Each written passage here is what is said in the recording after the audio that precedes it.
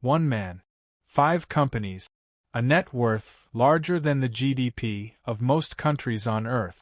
But here is the question nobody is asking. Is Elon Musk smarter than everyone else? No. Is he luckier? No. Does he have some secret that nobody else has access to?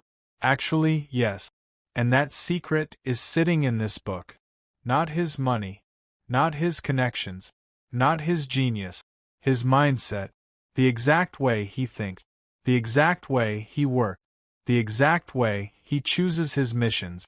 And the exact reason why, while most people are dreaming about success, Elon Musk is building rockets to Mars.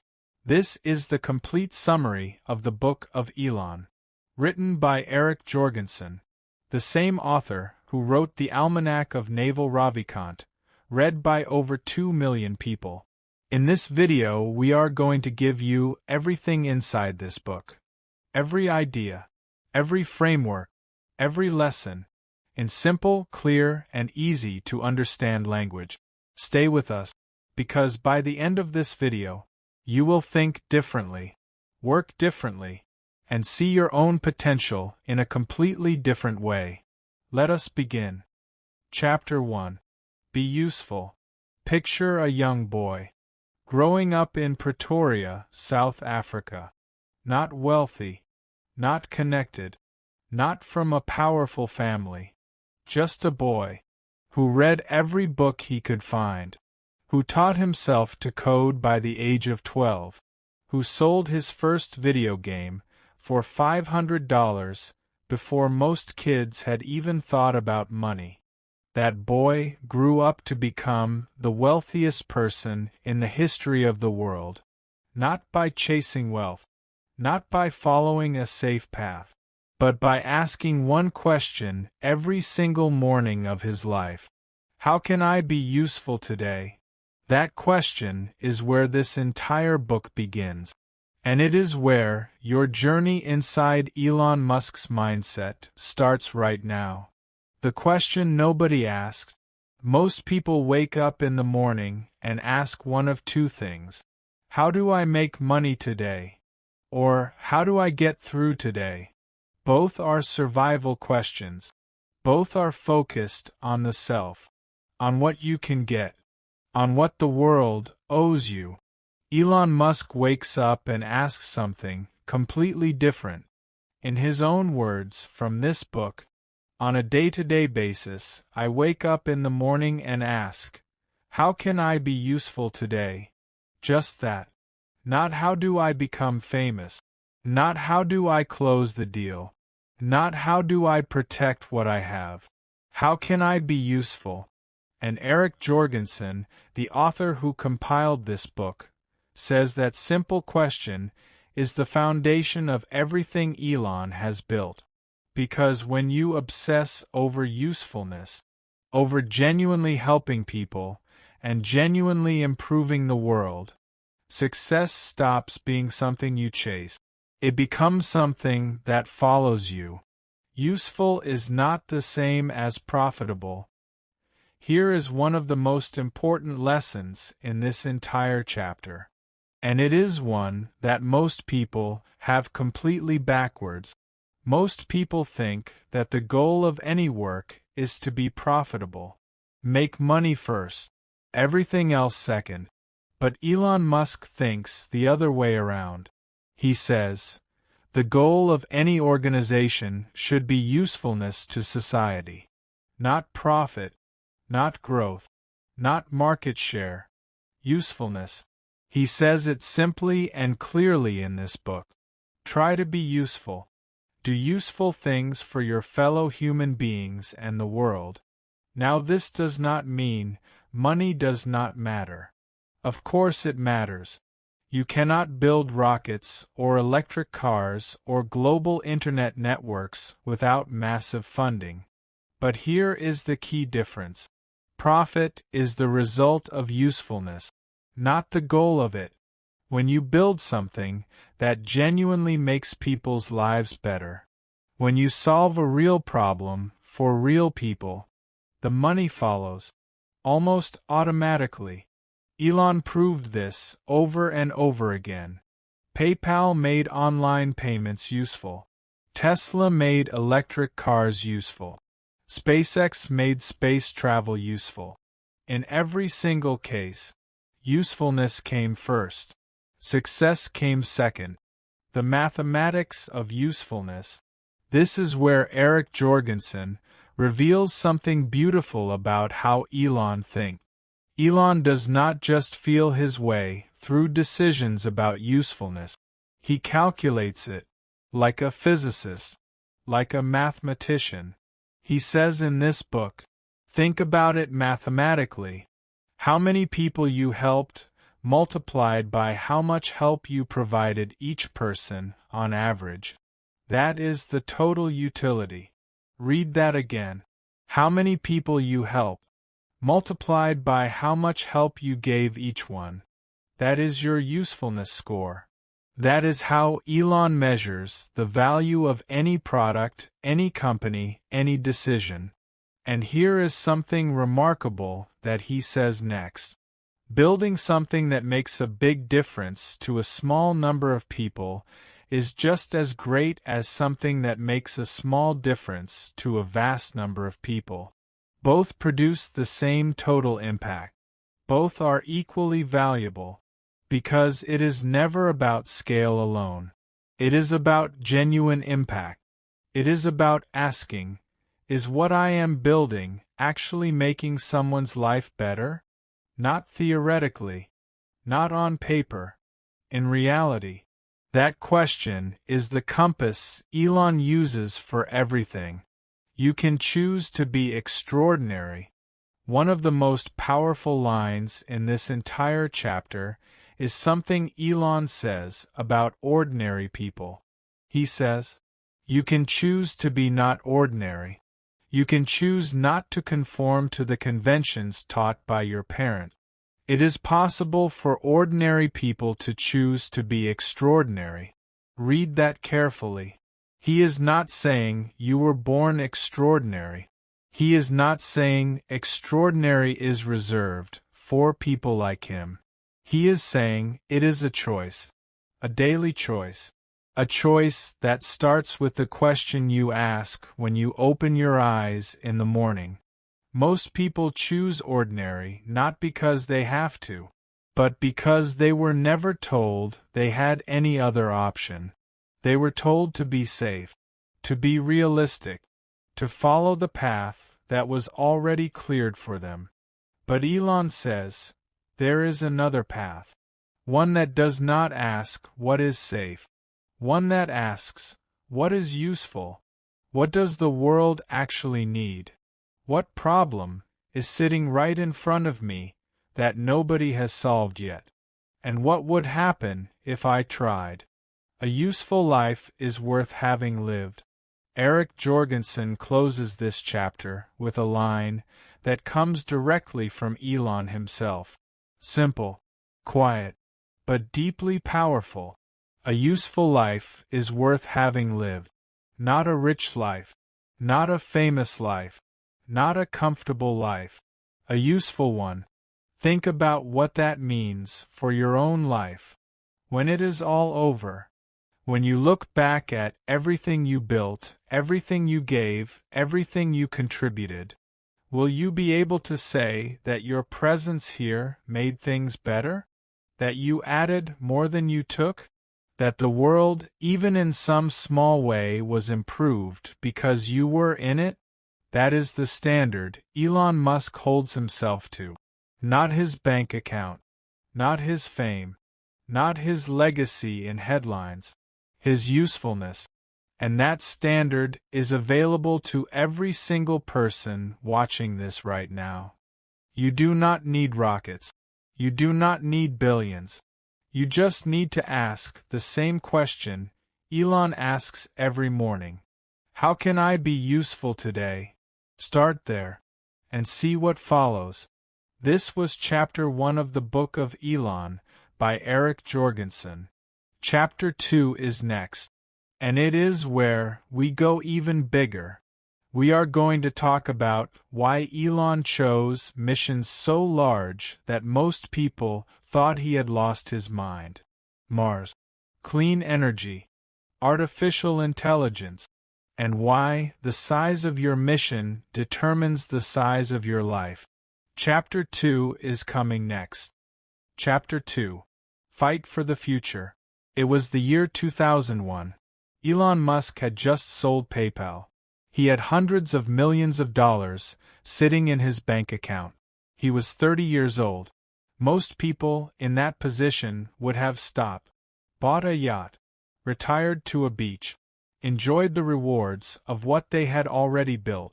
But Elon did something different. He sat down and started thinking about the future.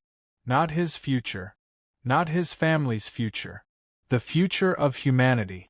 And what he saw when he looked forward scared him, not because of personal failure, not because of any threat to himself, but because he could see very clearly that the human race was on a fragile path.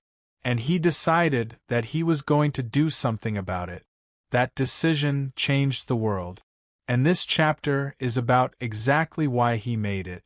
The shower that changed everything.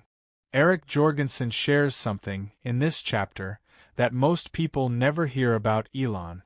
He says that back in college, long before the billions, long before Tesla or SpaceX, Elon used to spend time just thinking about the future. Thinking about what areas would have the biggest impact on humanity as a whole.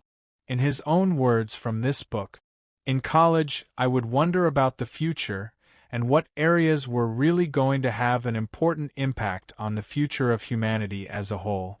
This wasn't for a paper, just what I thought about in the shower. Not for grades, not for a professor, not for any reward at all. Just because he genuinely cared about where things were going. And from those quiet showers in a college dorm, Elon came up with 5 areas that he believed would shape the future of the human race. The internet, the transition to sustainable energy, space exploration and extending life to multiple planets, artificial intelligence, and the rewriting of genetics. 5 areas that young Elon, with no money and no company, decided were worth dedicating a life to. And then he spent the next 30 years actually doing it. This was never about business. Here is something that Eric Jorgenson is very clear about in this chapter. Elon Musk's companies are not business ventures dressed up as missions. They are genuine missions. SpaceX was never just a rocket company trying to make profit. It was Elon's answer to the question of whether humanity could survive long enough to become a multiplanetary species. Tesla was never just an electric car company chasing market share. It was Elon's answer to the question of whether humanity could transition away from fossil fuels before irreversible damage was done. He says in this book, I want to make sure there is a good future for humanity. We are on a path to understanding the nature of the universe, the meaning of life. Why are we here? How did we get here? These are not marketing statements. These are not mission statements written by a PR department. These are the actual questions driving the actual decisions of the most productive builder alive on Earth today. And here is what makes that so important. When your mission is that big, when you are fighting for something that matters at a civilizational scale, you cannot afford to quit. You cannot afford to take the easy path. You cannot afford to settle for good enough, because the stakes are too high.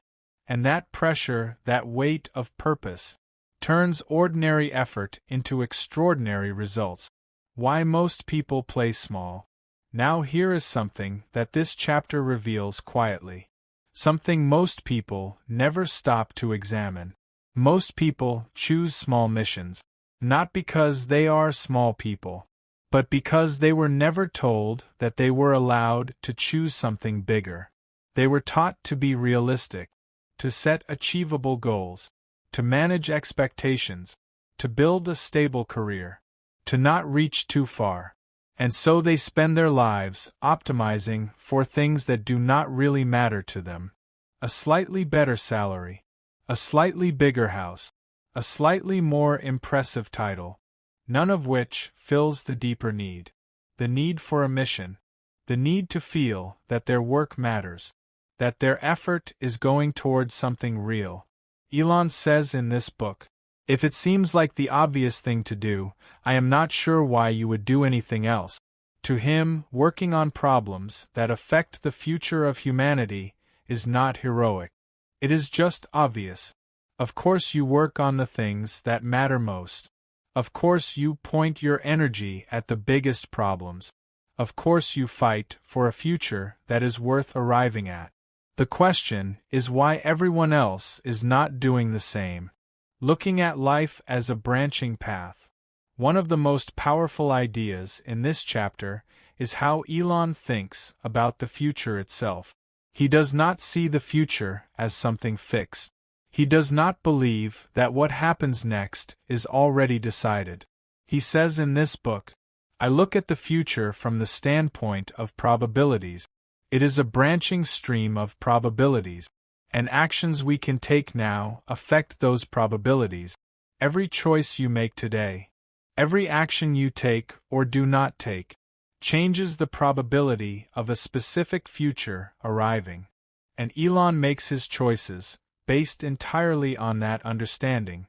He asks, which actions will accelerate something good? Which actions will slow down something dangerous?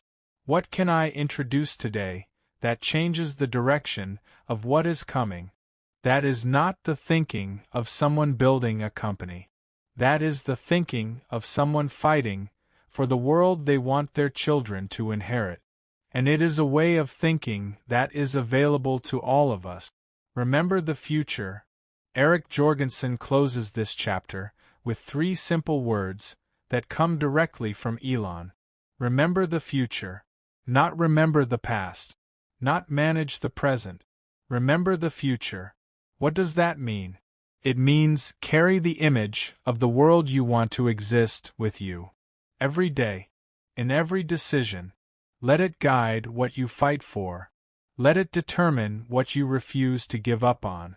Let it be the reason you get back up every time something knocks you down. Because the future is not something that just happens. It is something that someone has to fight for. And according to Elon Musk, that someone could be you. Chapter 3. Obsess for Success. In 1995, a 24-year-old man arrived in California. He had a small amount of money. No connections. No job lined up. He applied to do a PhD at Stanford University. He got in. And then 2 days later he dropped out. Because he had an obsession. He could not stop thinking about the internet. About what it could become. About the problems it could solve. About the businesses that could be built inside this new digital world. The obsession was so consuming. So completely alive inside him. That sitting in a classroom felt like a waste of the most important years, of the most important decade in the history of technology. So he left Stanford. And started a company called Zip2. Then sold it. Then started X.com. Which became PayPal. Then sold that too. And took every dollar and poured it into rockets and electric cars. 2 industries that every expert in the world said were impossible. 2 industries that the obsession simply would not let him ignore.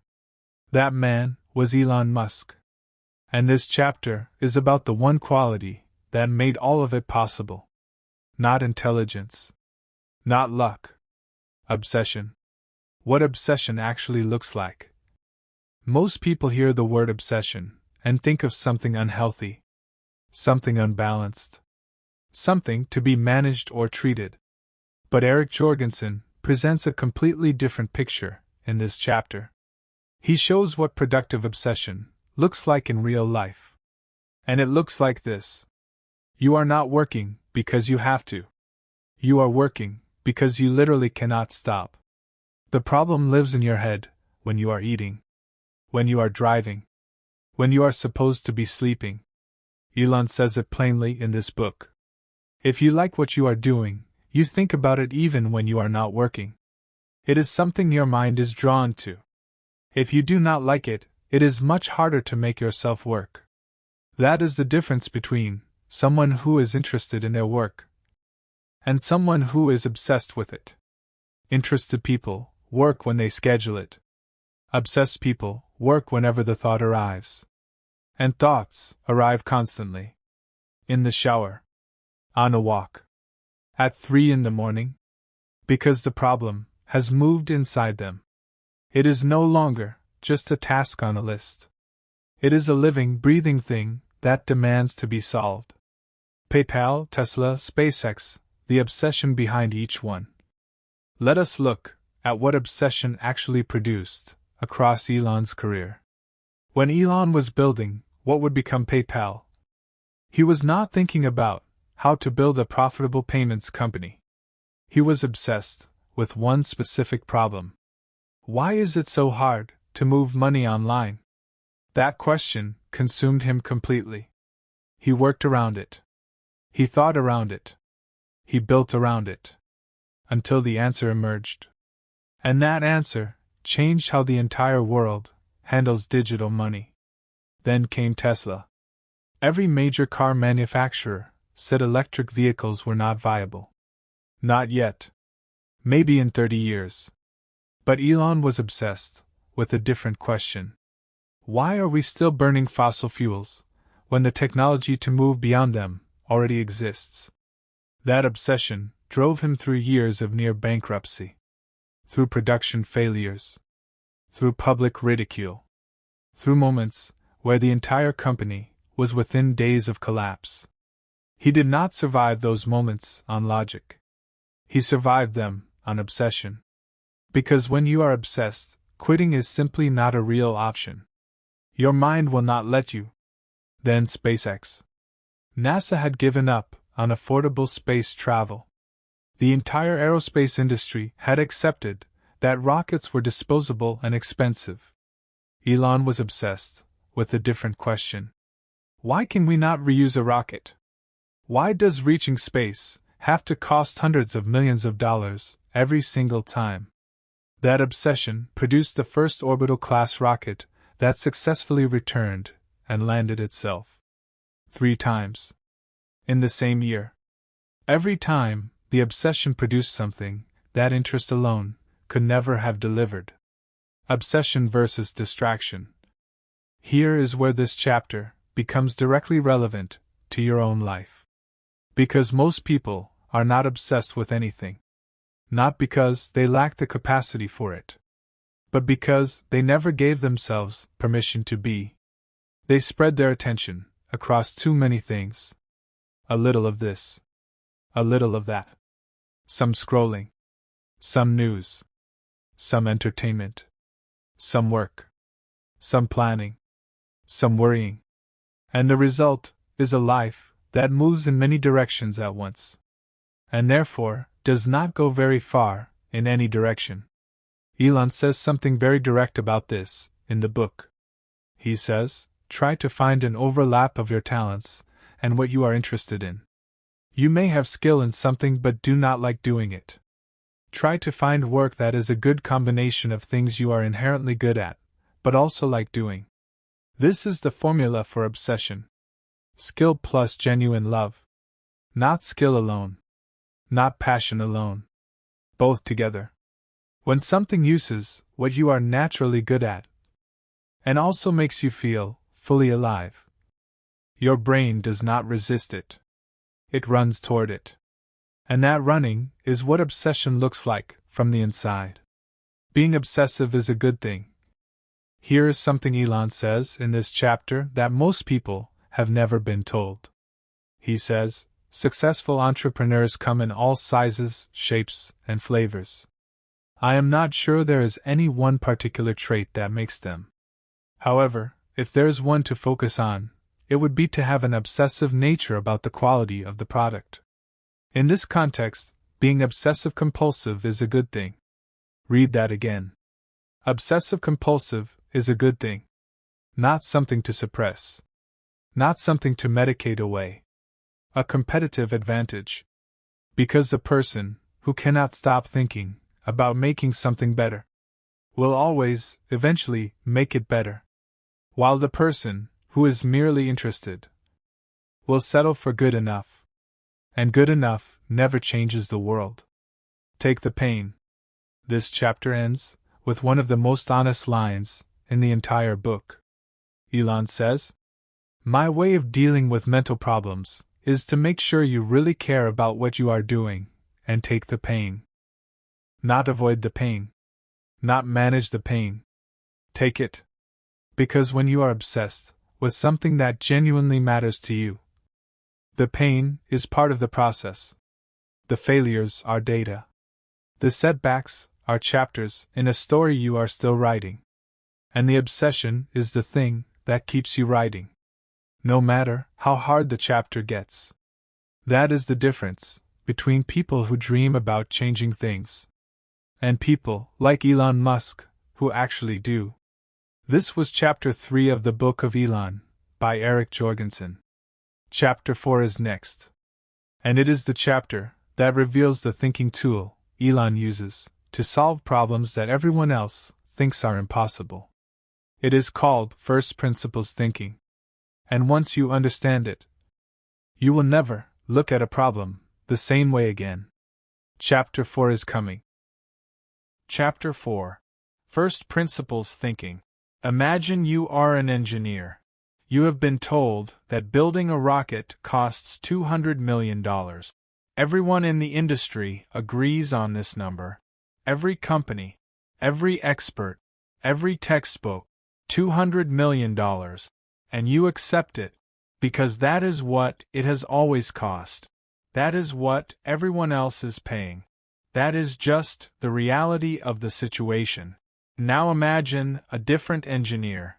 Same problem, same rocket, but this engineer does not accept the number. He does not start with what it has always cost. He starts with a different question entirely. What is a rocket actually made of? Aluminum, titanium, copper, carbon fiber. He goes further. What do those raw materials actually cost right now on the open market? He adds it up, and he discovers something that changes everything. The raw materials needed to build a rocket cost less than 2% of what rockets were actually being sold for. Less than 2%.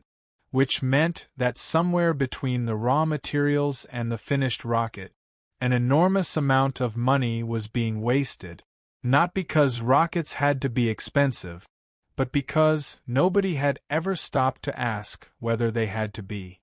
That engineer was Elon Musk, and the thinking tool he used to discover this is called First Principles Thinking, and it is the subject of this entire chapter. What first principles actually means. Eric Jorgenson explains this concept with great care and clarity in this chapter. First principles thinking comes from physics. It is the method that physicists use to discover things that defy common sense. Things like quantum mechanics.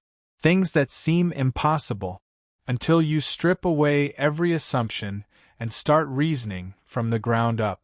Elon says directly in this book, when you want to do something new, you have to apply the physics approach. You build your reasoning from the ground up. You do not start with what other people believe. You do not start with what has been done before. You start with what is fundamentally, provably, undeniably true. And then you reason upward from there, and see what you arrive at. Analogical thinking, the way most people think. Before we go deeper into first principles, we need to understand the opposite of it. Elon calls it reasoning by analogy, and he says it is the default way most people think. Reasoning by analogy means you do something because it is similar to something else, because someone else did it that way, because it has always been done that way. You copy the pattern. You follow the convention. You accept the assumption without testing it. And in everyday life, this is completely fine. Elon says so himself. In most of life, we should reason by analogy. Otherwise, mentally, you would not be able to get through the day. But for important things, for new things, for things that have never been done before, analogical thinking becomes a prison. It keeps you inside the boundaries of what already exists. It whispers in your ear. This is how expensive rockets are. This is how long batteries take. This is how much it costs. And because everyone around you is whispering the same thing, you believe it, without ever asking. But is it actually true? The rocket cost example. Let us go back to the rocket story, because this is the clearest example in the entire chapter. When Elon started SpaceX in 2002, everyone in the aerospace industry had accepted one truth. Rockets are expensive. They always have been. They always will be. That was the analogy. That was the assumption. That was the wall nobody questioned. But Elon asked, what are rockets actually made of? Aluminum, titanium, copper, carbon fiber. What do those materials actually cost on the raw market? He ran the numbers, and he found that the raw material cost of building a rocket was only 1 to 2% of what rockets were actually selling for. He explains in this book, if I had analyzed it by analogy, what are other rocket companies doing? What do their rockets cost? That would not illustrate what the true potential is. But by going back to first principles, by asking what does the rocket actually cost to build from raw atoms, he could see something no one else was seeing. There was an enormous gap between what rockets were costing and what they needed to cost. And in that gap, SpaceX was born. The Idiot Index. Here is one of the most powerful ideas Elon introduces in this chapter. He calls it the Idiot Index. It is simple. Take any finished product. Find out what the raw materials cost to make it. Then compare that number to what the finished product actually costs. If the ratio is very high, if the finished product costs 50 or 100 times more than its raw materials, there is a problem. The design is too complex. The manufacturing is too inefficient. Someone somewhere is not thinking clearly. Elon gives a real example from SpaceX. One part of the rocket, the half-nozzle jacket, was priced at $13,000, but it was made of only $200 worth of steel. That is a ratio of 65 to 1. That is a very high idiot index. And Elon says, I expect all my engineers to know all the best and worst parts in their systems as judged by the idiot index at all times. Because a high idiot index means there is room for improvement. It means the assumption of high cost is not rooted in reality. It is rooted in convention, and convention can always be broken. If you are willing to think from first principles, how to apply this to your own life. Here is where this chapter becomes directly useful to every single person watching. Think about one area of your life, one problem you have accepted as too expensive, too difficult, too time-consuming, too risky. Now ask yourself, is that belief based on first principles? Or is it based on analogy? Is it based on what you have observed? Or is it based on what everyone around you keeps repeating? What are the raw materials of this problem? What is it actually made of? What would it actually cost? If you started from scratch? If you stripped away every assumption and built your thinking from the ground up? You might discover what Elon discovered, that the gap between the assumed cost and the real cost is far wider than anyone told you, that the problem is far more solvable than you were led to believe, and that the only thing truly standing in your way, was a borrowed assumption, one you never questioned, one you just accepted, because everyone else had. Chapter 5. Work Like Hell. Let me ask you something honest. How many hours a week do you actually work? 40? Maybe 50? Maybe on a really intense week 60? Now let me tell you what Elon Musk thinks about that number. He says in this book, nobody ever changed the world on 40 hours a week. That is not an opinion. That is his lived experience. For 15 years, across 2 companies that were both simultaneously on the edge of death, Elon Musk worked 80 to 100 hours every single week. Not once.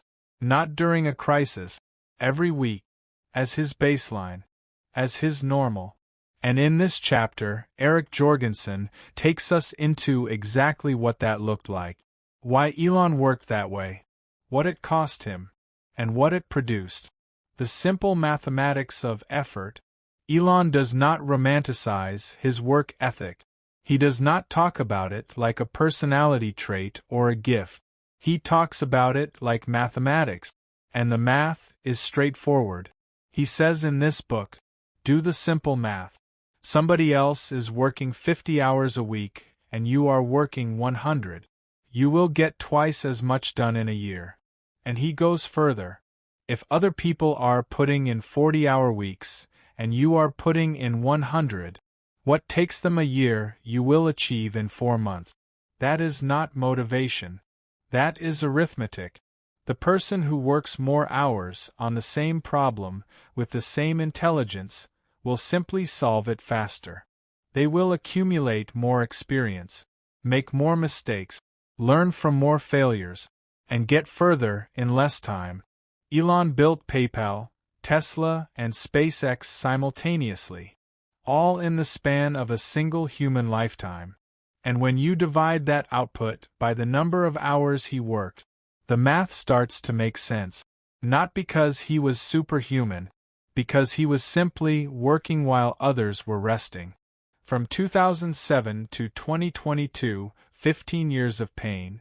Here is where this chapter becomes deeply honest, in a way that most books about successful people never are.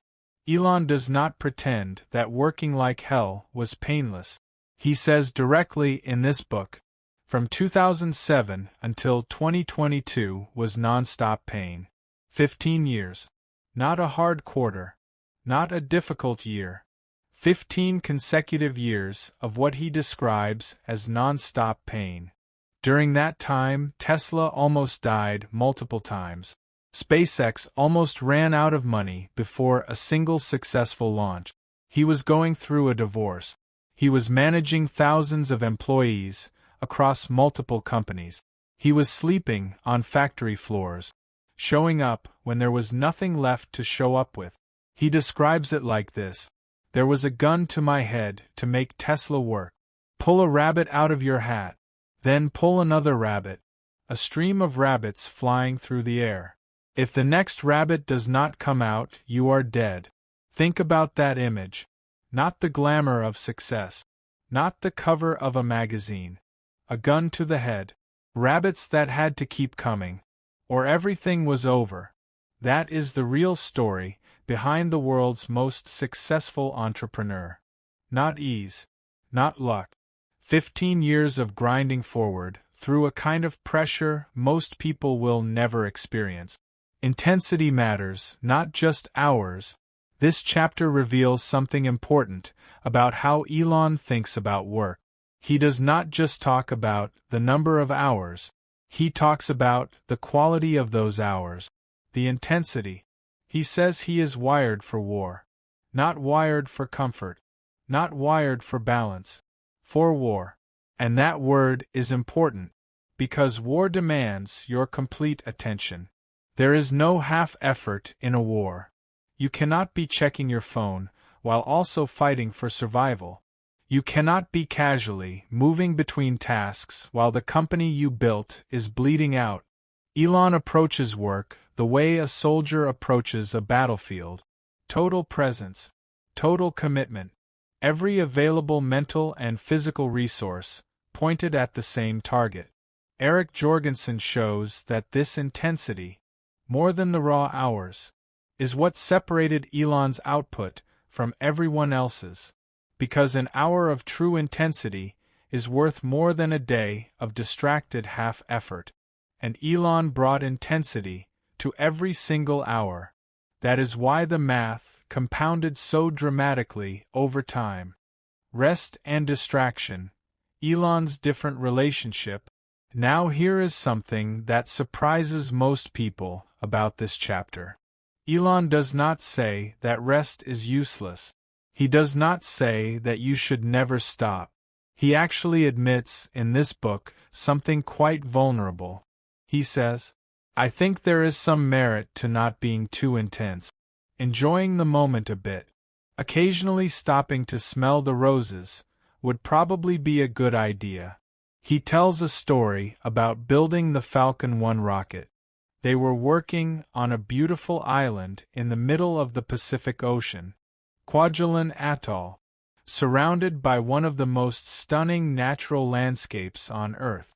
And Elon says, not once during that entire time did I pause and have a drink on the beach. He reflects on that now, with some regret. He says, I realize I should have had a drink with the team on the beach. That would have been fine. This is a side of Elon that most people never see. Not the machine. Not the productivity robot. A human being who pushed so hard for so long that he missed the moment he was standing in. And he knows it. And he says so. This is not a contradiction of everything else in this chapter. It is the most honest part of it, because Elon is not telling you to destroy yourself. He is telling you to work with everything you have, and also to not miss the life that is happening around the work. Both things are true. Both things matter. You need a rage demon. One of the most unusual lines in this entire book appears in this chapter. Elon says, you need to have some kind of rage demon in your skull that drives you. Not motivation. Not discipline. A rage demon. Something inside you that refuses to accept the current state of things. Something that will not let you settle. Something that, when the work is hard and the results are slow and the doubts are loud, keeps driving you forward anyway. For Elon, that rage demon was the mission. The knowledge that if SpaceX failed, humanity might not become multiplanetary for a very long time. The knowledge that if Tesla failed, the shift to sustainable energy would be set back by decade. Those stakes were the fuel. Not money. Not fame. Not ego. The weight of what would be lost if he stopped. That is what drives a 100-hour week. Not willpower. Purpose. This was Chapter 5 of the Book of Elon by Eric Jorgenson. Chapter 6 is coming next. And it is the chapter that most people who want to build something great need the most. It is about fear. About the moments when everything looked impossible. When bankruptcy was days away. When failure was the most likely outcome, and what Elon did when he was standing right in the middle of it. Chapter 6 is next. Chapter 6. Feel the fear, do it anyway. It was December 2008, one of the darkest months in Elon Musk's life. SpaceX had just experienced its third consecutive rocket failure. 3 rockets, 3 launches, 3 crashes. The company had enough money for exactly one more attempt. If the 4th rocket failed, SpaceX was finished. Gone. Everything Elon had poured into it, every dollar from PayPal, every hour of work, every dream of making humanity multiplanetary, would be over. At the exact same time, Tesla was running out of money. Not slowly. Fast. The global financial crisis had hit. Investors were pulling back. The company that Elon believed could change the entire car industry was days away from closing its doors forever. Two companies, both dying, at the same time. Now let me ask you something. What would you do? In that moment, with everything on the line, with failure staring directly into your face, most people would walk away. Most people would call it an honest attempt, collect what was left, and move on. But Elon Musk did something different. He felt the fear, and he kept going anyway. That decision is the entire subject of this chapter. Elon feels fear, just like you do. Here is one of the most important things Eric Jorgenson reveals in this chapter. It completely destroys a myth that most people carry about successful people. The myth is this: successful people are fearless. They do not feel what the rest of us feel. They have some special kind of courage that ordinary people simply do not have. Elon destroys this idea entirely. He says directly in this book, "First of all, I feel fear. It is not as though I have the absence of fear. I feel it quite strongly. Quite strongly." The man who took two companies to the edge of extinction simultaneously. The man who bet everything he had on industries everyone said were impossible. He felt fear. Quite strongly. Not a little. Not occasionally. Quite strongly. The difference between Elon and most people is not the absence of fear. It is what he does in the presence of it. He continues, "But when something is important enough and you believe in it enough, you do it in spite of fear. In spite of. Not after it disappears. Not once it feels safe. In spite of it. While it is still there. While it is still loud. While it is still telling you that this is a terrible idea. You go anyway." What Elon thought when he started SpaceX. This is the part that should stop you completely. When Elon was starting SpaceX, before a single rocket was built, before a single test was run, he already knew the odds were against him. He says in this book, "When starting SpaceX, I thought the odds of success were less than 10%. Less than 10%. And he accepted it. He accepted that he would probably lose. He accepted that everything he was about to invest, his time, his money, his reputation, would very likely be gone." And then he says something that reveals exactly how he was thinking. "But maybe we would make some progress. If we could just move the ball forward, even if we died, maybe some other company could pick it up and keep moving. And our work would still have done good." Think about that for a moment. He was not thinking about his own success. He was thinking about moving the mission forward, even if he did not survive it, even if the company collapsed, even if he lost everything. If the work moved humanity one step closer to becoming multiplanetary, that was enough. That was worth the fear.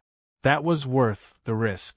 Tesla and SpaceX, both nearly gone.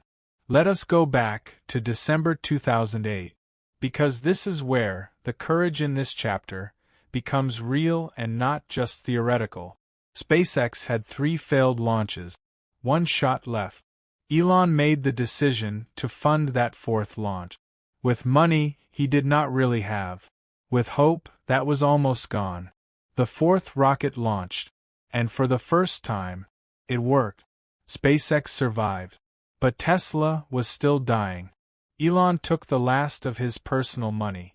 What he had left, he put it into Tesla, to keep it alive for a few more weeks. Long enough to close a new funding round. Long enough to survive. He has spoken about that period with complete honesty. He was borrowing money from friends. He was sleeping at the factory. He was hiding from some people how close to the edge he was. Because if the fear had become public knowledge, if investors and employees had seen how bad it truly was. The companies would have collapsed from the panic alone.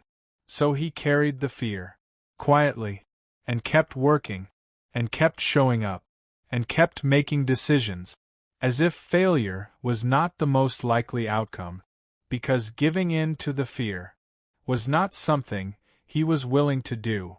Courage builds over time. Here is something Elon says in this chapter that most people miss. He says, "I definitely emboldened over time." Not that he was always courageous.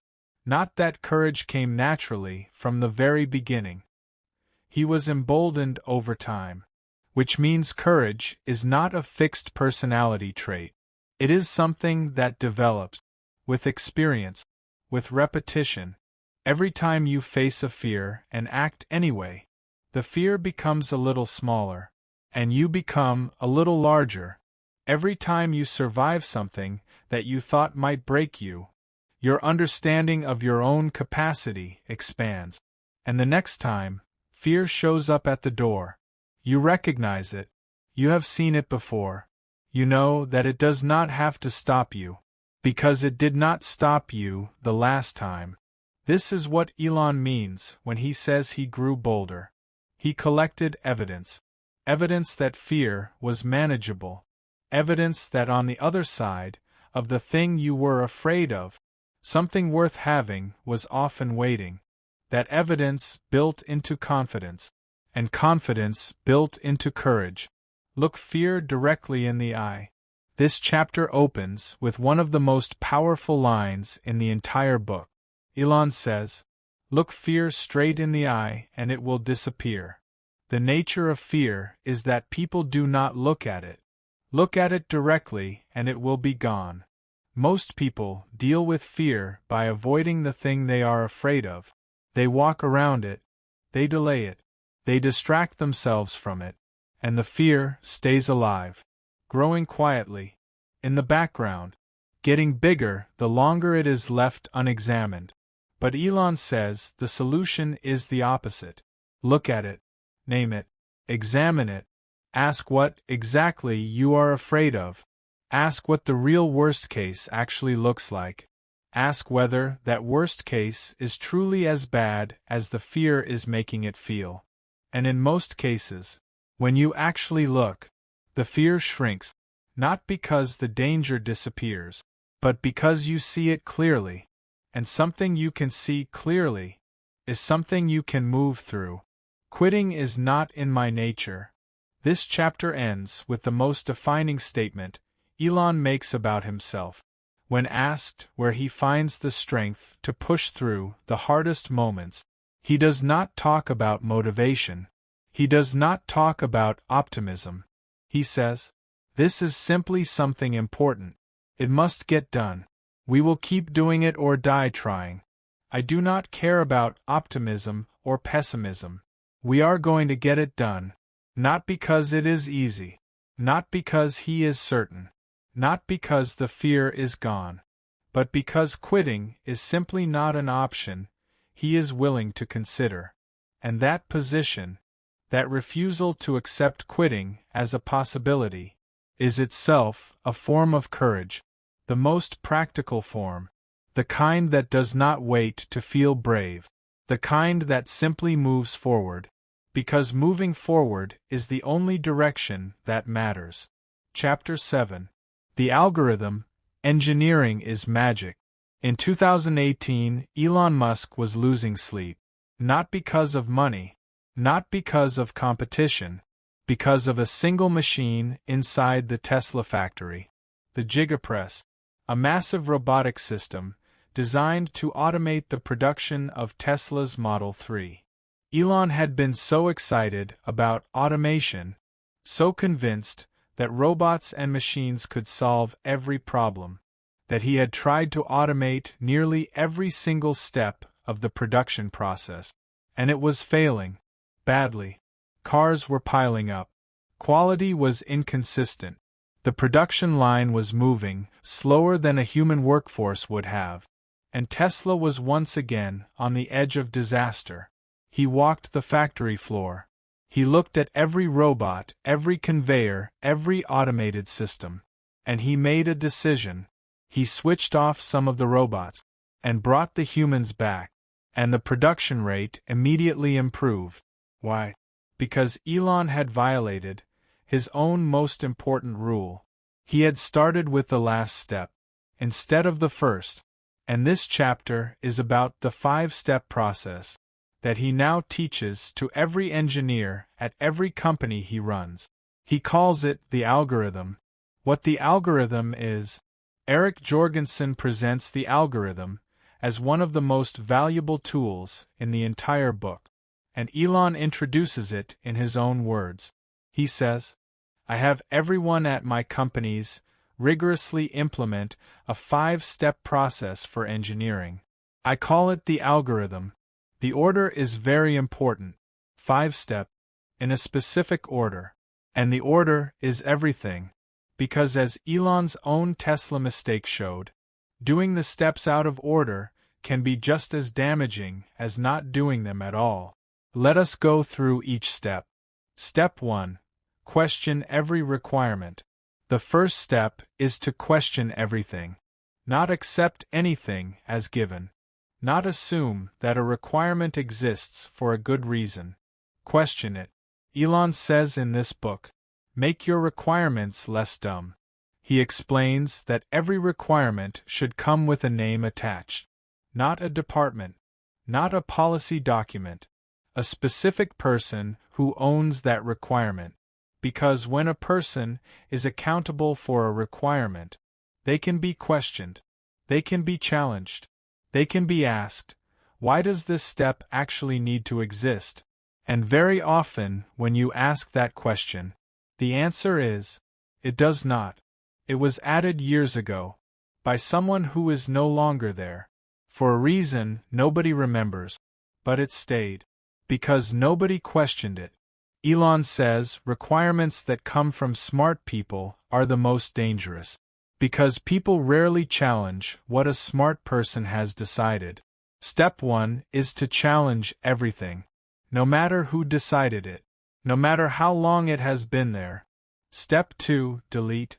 The second step is the most satisfying. And the most underused. Delete.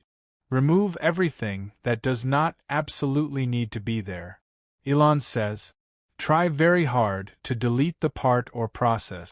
And he adds something that reveals exactly how radical this step is. He says, if you are not adding back at least 10% of what you deleted, you are not deleting enough. That is the standard. Not conservative trimming. Not cautious reduction. Aggressive deletion. Until you know you have gone too far. And then add back just what is necessary.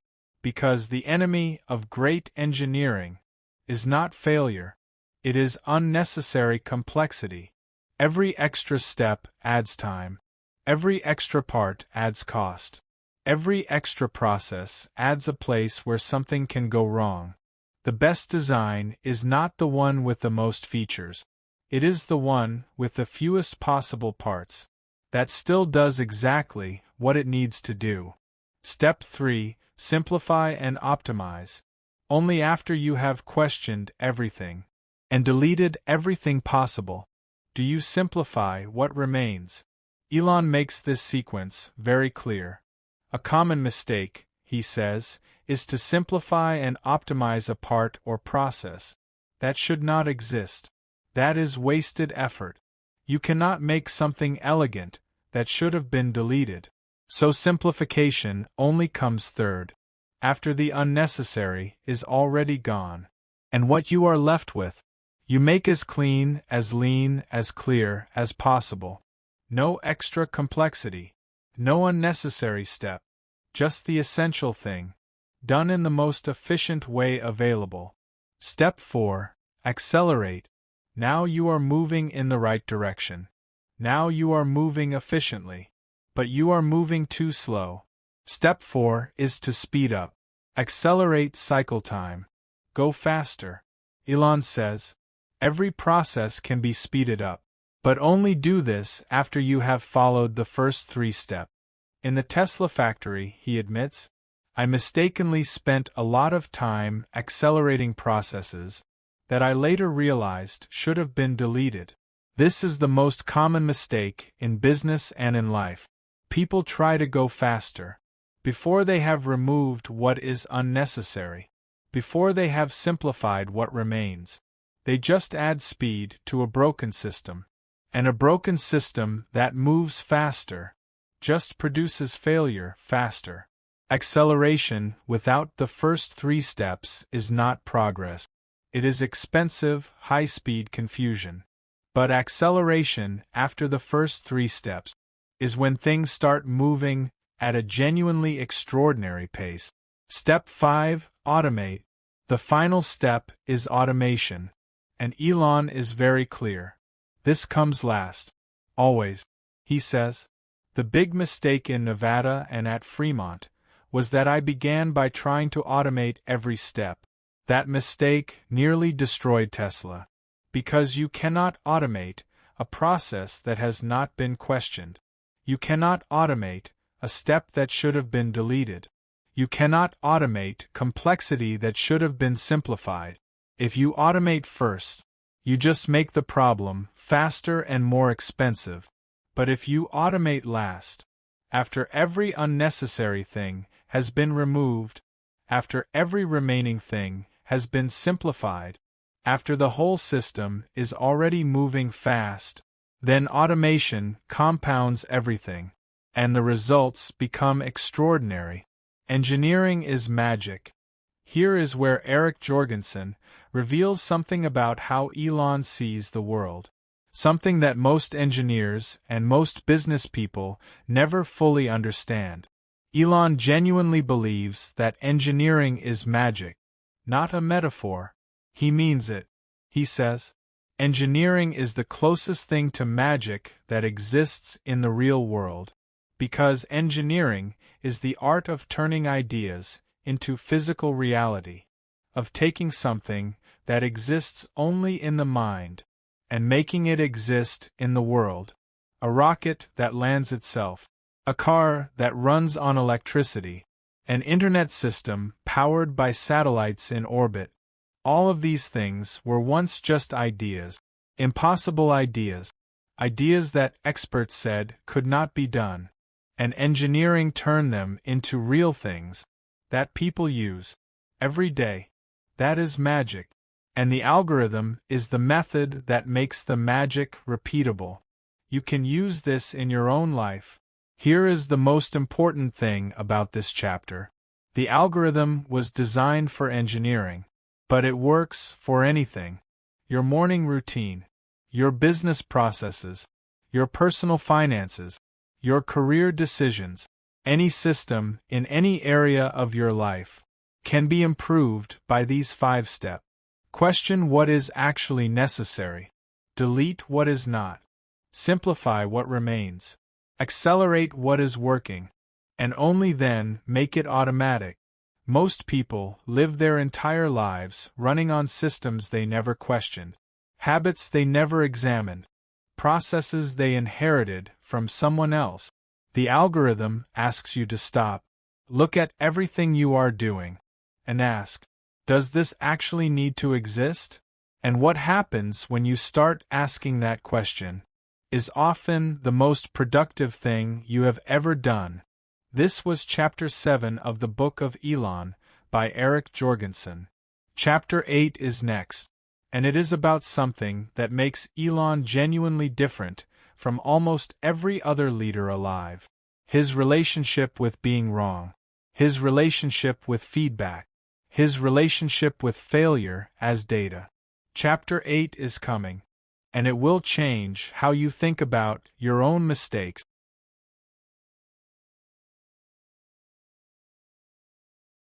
Chapter 8. Aspire to be less wrong. Most people are terrified of being wrong. They avoid it. They argue against it. They defend themselves from it. They go quiet when they are not sure. They over-explain when they are challenged. They feel embarrassed, ashamed, or defeated the moment someone points out that they made a mistake. And because of that fear, They stop growing. They stop learning. They stop improving. Because you cannot improve without first admitting that there is something to improve. Elon Musk approaches being wrong in a completely different way. Not as a threat. Not as an attack. Not as something to be defended against. As information. As data. As one of the most valuable resources a person can collect. And this chapter is about the mindset that allows him to do that. A mindset he calls, aspire to be less wrong. Always assume you are wrong. Here is the starting position that Elon takes in this chapter. He says directly in this book, I take the position that I am always to some degree wrong. Always. Not sometimes. Not in certain areas. Always. To some degree. He does not wait for someone to prove him wrong. He starts from the assumption that he already is, and then he asks, in what direction am I wrong? By how much? What evidence exists that contradicts what I currently believe? This is the opposite of how most people think. Most people start from the position that they are right, and then look for evidence to confirm it. Elon starts from the position that he is wrong, and then looks for evidence to correct it. That one shift, that single change in starting position, changes everything, because a person who believes they are right defends themselves, but a person who assumes they are wrong searches for the truth. It is okay to be wrong, just not confidently wrong.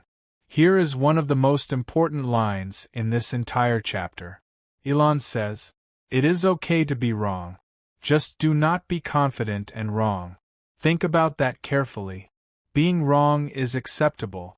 We are all wrong about something all the time. Nobody has perfect information. Nobody reasons perfectly. Mistakes are simply part of thinking.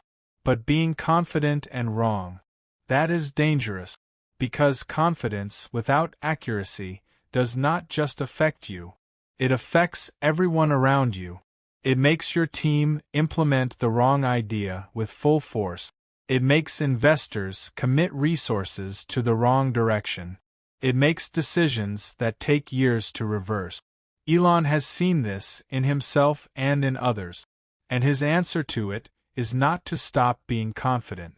It is to earn confidence by constantly testing what he believes, by seeking out the evidence that contradicts him, by updating his position the moment better information arrives. He says, aspirationally, you want to believe things proportionate to the evidence, not inversely proportional to the evidence, not louder because you want it to be true, in proportion to what the data actually shows.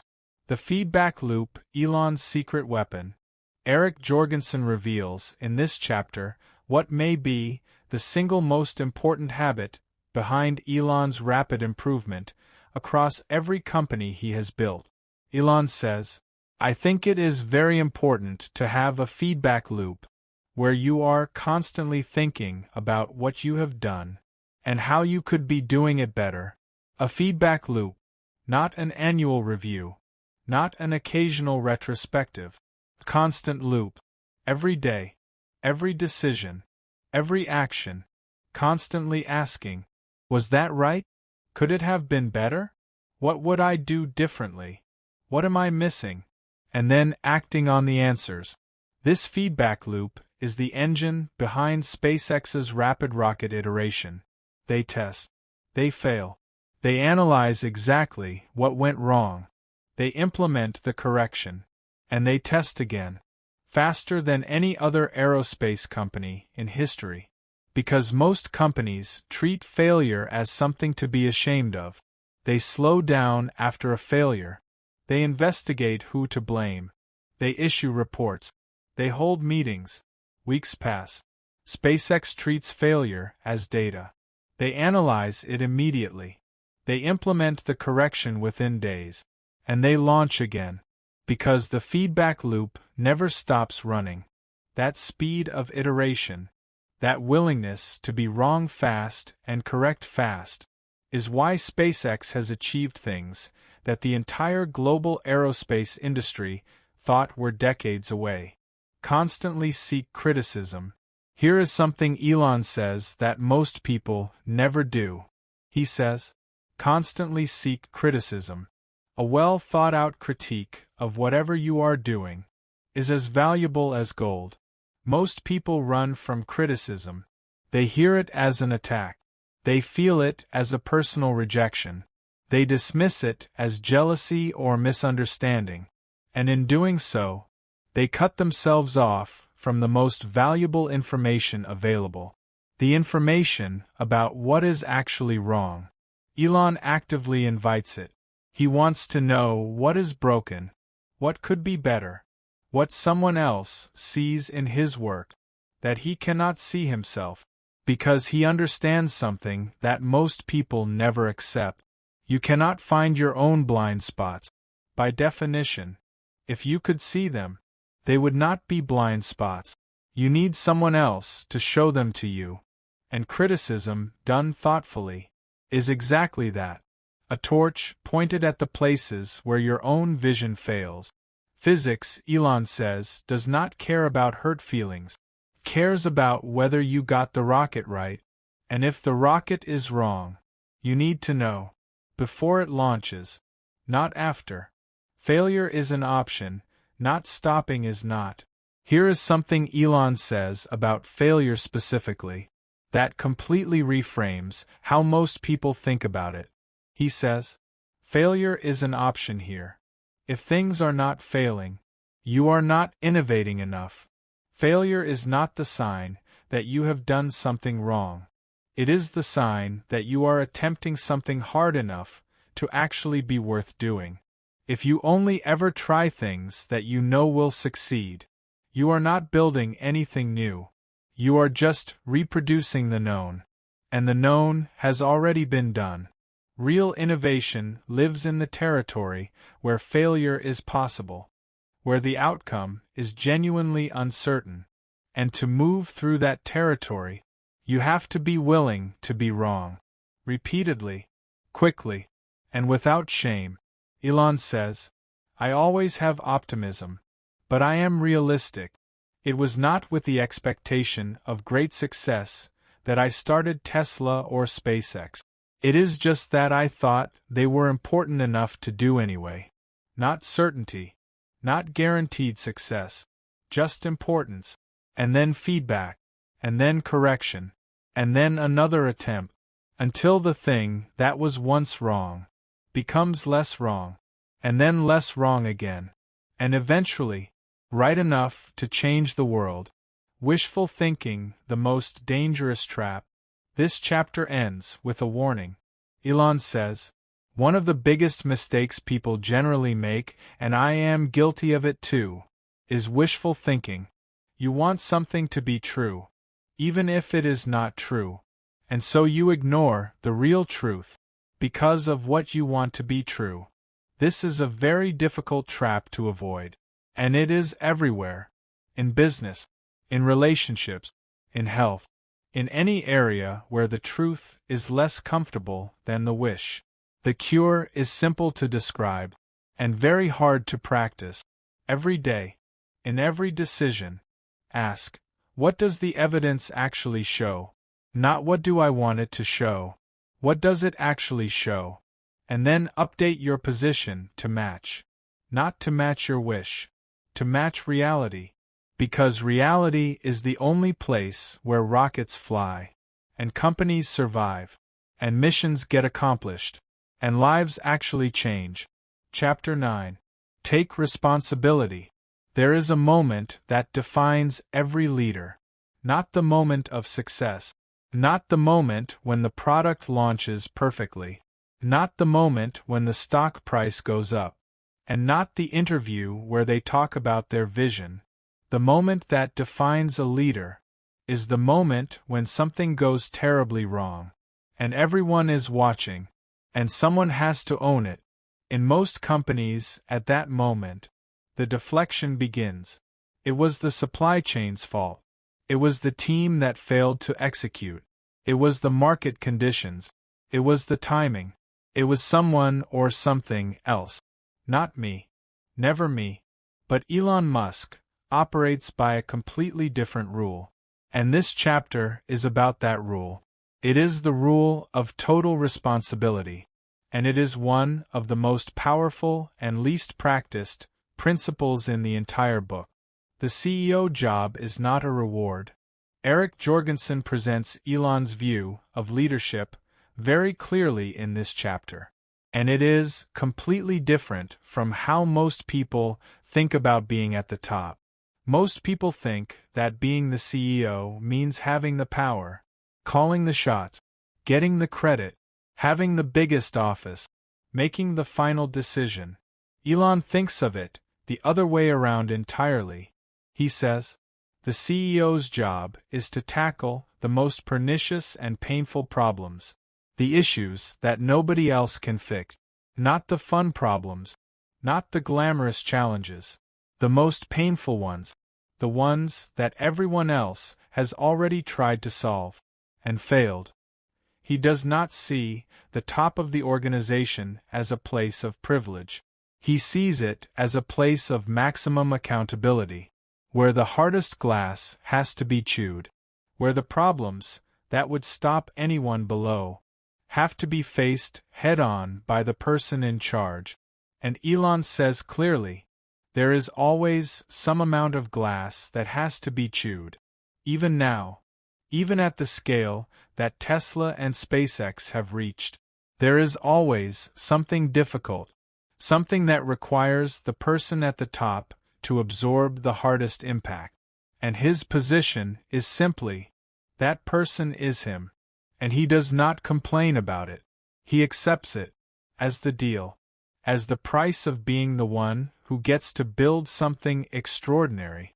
Responsibility and control are the same thing. Here is the insight at the heart of this chapter. And it is one that most people have completely backwards. Most people think that responsibility and burden are the same thing. They think taking responsibility means carrying weight, means being blamed, means being the person everyone points at when things go wrong. And so they avoid it. They stay below the line. They do enough to contribute, but not enough to be the one who owns the outcome. And they wonder why they never feel fully in control of their own lives or their own work. Elon's view is the opposite. He says, the person who takes responsibility is the person who has real power, because responsibility and control are two sides of the same coin. You cannot have genuine control over something you are not willing to take responsibility for. And if you refuse to take responsibility, you surrender control to someone else, someone who is willing. That is the deal. And Elon takes responsibility for everything: the product, the production process, the culture of the company, the performance of the team, the decisions that worked, and especially the decisions that did not. Because the moment you say, this failed and I own that, you also say, this failed and I can fix it. The two things cannot be separated. Responsibility is not a punishment. It is the key to the door of real agency. Frontline leadership being where the work is. One of the most distinctive things about how Elon leads is that he does not lead from a distance. He leads from the factory floor, from inside the engine room, from the place where the actual work is actually happening. Eric Jorgenson shows in this chapter that when Tesla was facing its most critical production crisis, Elon did not manage it from an executive office. He moved a desk onto the factory floor. He slept at the factory. He was present in the physical space where the problem lived, not to micromanage, but to understand, because you cannot take real responsibility for something you do not fully understand. And you cannot fully understand something if you are not close enough to see it clearly. He says, if you ask for extreme effort from your team, You must be on the front line, sharing the hardship, removing the barriers between what executives do and what the people actually doing the work do. Because if the person asking for sacrifice is not willing to sacrifice themselves, the team sees it, and something quietly breaks. But when the leader is there, when they are working the same hours, facing the same pressure, absorbing the same uncertainty, something different happens. The team rises. Because real accountability is contagious. No excuses, only results. Here is something Elon says about excuses in this book. That is worth sitting with. He says, I do not spend time pointing fingers. I think that is wasted energy. Just fix the problem. Not, who caused the problem? Not, whose fault was this? Fix the problem. Because the problem does not care whose fault it is. The rocket does not care about the meeting, where someone explained why the component was late. The customer does not care about the internal process that created the defective product. What matters is the outcome, and outcomes are fixed by action, not by explanation, not by documentation, not by a well-written email explaining why things went wrong. By showing up, by taking ownership, and by making the problem somebody's clear and personal responsibility, usually his own. This does not mean that Elon ignores where errors came from. He is obsessed with root cause analysis, with understanding exactly what failed and why, so it can be prevented next time. But the energy goes into fixing, not blaming, because blame creates defensiveness, and defensiveness slows everything down, while accountability creates clarity, and clarity creates speed. Sacrifice must be visible.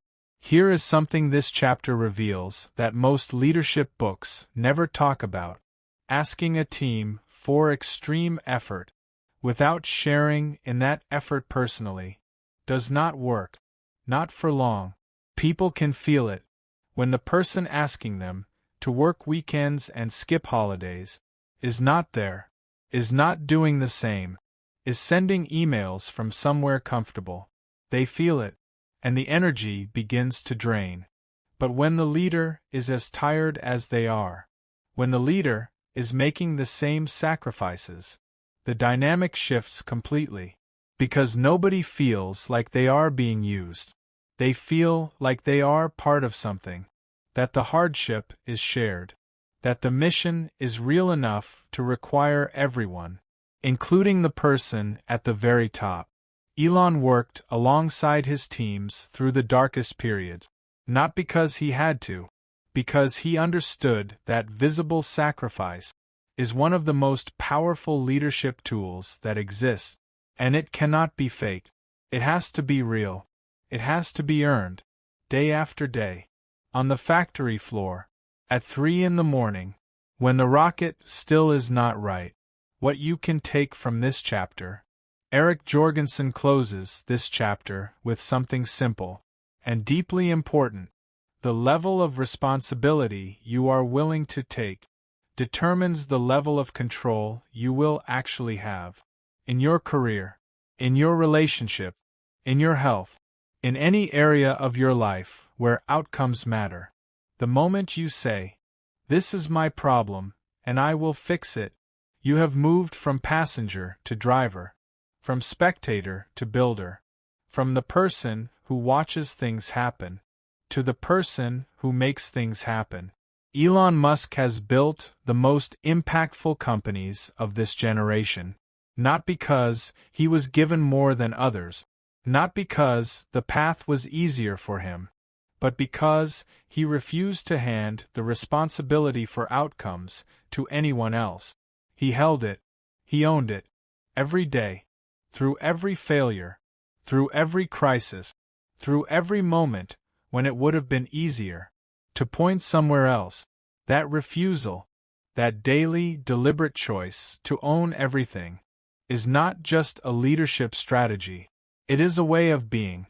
and it is available to every single person watching this right now. This was Chapter 9 of the Book of Elon by Eric Jorgenson. One chapter remains. Chapter 10 is the final one, and it brings the entire book together, with one last and most important idea: the difference between those who consume the world and those who create it, and why, in Elon's view, creation is the only thing worth dedicating your life to.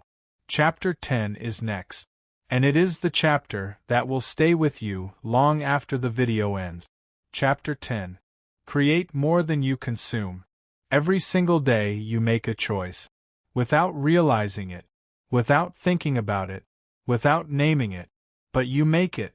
The choice is this: are you going to take from the world today, or are you going to add to it? Most people, on most days, take. They consume news. They consume entertainment. They consume products, opinions, and other people's ideas, and they give back only what they have to, the minimum needed, to get through the day, to meet the requirement, to hold their position. And there is nothing wrong with that as survival, but as a life, as the full expression of what a human being is capable of. Elon Musk says, it is not enough, not even close.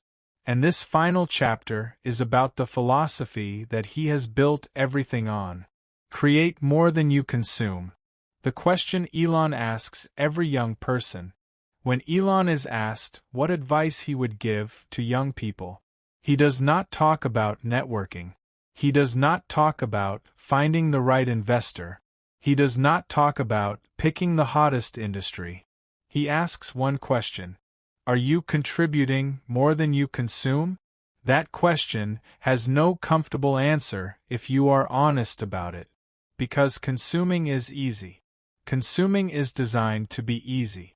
The entire modern economy has been engineered to make consuming effortless. Scroll and consume. Click and consume. Stream and consume. Order and consume. But creating is hard. Creating is uncomfortable. Creating requires you to sit with something that does not yet exist, and struggle until it does. Elon says, it is very hard to be useful. Very hard. And yet, that difficulty is exactly the point. Because the things that are hard to do are the things that are worth doing. And the things worth doing are the things that make a life meaningful. The economy is not a zero-sum game. Here is something Elon teaches in this chapter that changes how you see the entire world. Most people operate from a zero-sum mindset. They believe that the world has a fixed amount of success, wealth, and opportunity, and that the only way to get more is to take it from someone else. Elon says this belief is not just wrong. It is actively dangerous, because when you believe the pie is fixed, you spend your energy competing for what already exists, trying to take pieces from someone else's plate, fighting for a share of something limited. But the economic pie is not fixed. Elon says, the economy is a positive-sum game, a grow-the-pie situation. Look at what humanity has built over the last 200 years. The pie has grown beyond anything anyone could have imagined. Not because someone took more, because people created more. They invented things that did not exist. They solved problems nobody had solved before. They added to the world, instead of simply redistributing what was already there. And when you understand that, when you truly understand that value is created, not just moved around, everything changes. Because now the question is not how do I take? The question is, what can I build that adds something new to what exists? Have a positive net contribution to society. This is the standard Elon holds himself to. Not wealth, not fame, not legacy. A positive net contribution to society. He says directly, try to have a positive net contribution to society. That is the thing to aim for. Not to be a leader for the sake of being a leader. Not to be successful for the sake of being seen as successful. A positive net contribution. More value added than value consumed. More created than taken. Think about what this means for the scale of what Elon builds. SpaceX is not just a rocket company.